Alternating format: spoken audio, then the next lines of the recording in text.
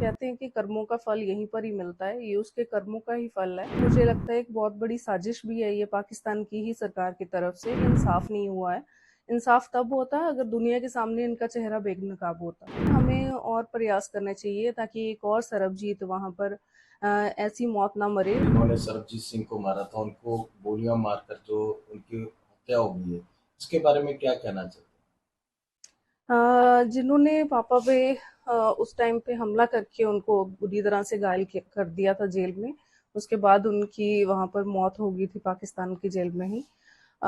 उनमें से एक जो शख्स था, उसको कल गोलियों से मार के उसकी हत्या की गई है हैं? कुछ मीर सर, मीर सरफराज। जिस पे मैं यही कहना चाहती हूँ कि जैसे हम कहते हैं कि कर्मों का फल यहीं पर ही मिलता है, ये उसके कर्मों का ही फल है। लेकिन इसके साथ ही मुझे लगता है एक बहुत बड़ी साजिश भी है ये पाकिस्तान की ही सरकार की तरफ से, क्योंकि ऐसे ही हो सकता है बहुत सारे राज हों जो उनको लगता हो कि बाहर ना आ जाएं दुनिया के सामने। क्योंकि ये भी एक पाकिस्तान सरकार की और वहाँ की एजेंसियों की ही एक मिली भुगत के जो है कारण इन्होंने एक साजिश रच के ही मेरे पापा का वहाँ जेल में कत्ल करवाया था। काफी लंबा समय आपने जो है आपके जो बुआ जी थे, मेरे ख्याल उन्होंने काफी कोशिश भी की थी लाने की, पर सफल रहे। उसके बाद इस बात को भी लेकर काफी उन्होंने बात की, हाईकमांड के साथ भी बात की, कोई हल नहीं निकलता नजर आया। नहीं, बिल्कुल नहीं। एक ऐसा देश जहाँ जिसको हम के कहते ही हैं कि ये दुश्मन देश है और जो कि बिल्कुल किसी भी मानव अधिकारों को नहीं मानता है, उसके इस टाइप के देश से आप क्या ही उम्मीद कर सकते हो।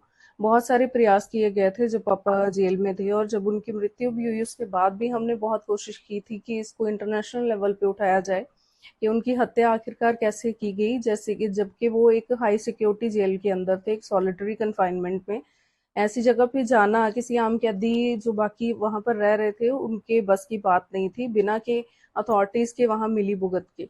तो ये अभी भी मैं चाहती हूँ कि इसका ये जैसा कि मुझे कल भी पूछा गया था कि आपको लगता है कि इंसाफ हुआ है, बल्कि मैं ये सोचती हूँ ये इंसाफ नहीं हुआ है। इंसाफ तब होता है अगर दुनिया के सामने इनका चेहरा बेनकाब होता। कहीं ना कहीं साजिश है पाकिस्तान सरकार की भी। जी, बिल्कुल, ये मैं शुरू से ही कह रही हूँ कि ये साजिश है पाकिस्तान की सरकार की, क्योंकि यही एक इकलौता इंसान था जो कि इस टाइम पे जेल के बाहर था। बाकी अभी भी मुझे लगता है कि जेल में ही है, और ये पापा का जो इन्होंने कत्ल किया था उसका भी एक इन्होंने झूठा वहां पर ट्रायल चलाया, जिसमें खुद ही गवाह खड़े करे और खुद ही उनको मुकरा लिया और बाद में इन लोगों को बरी कर दिया था। तो ये भी हो सकता है कि इन्होंने यही चीजें छुपाने के लिए ही इसका कत्ल करवाया हो। लास्ट में क्या कहना चाहते हो?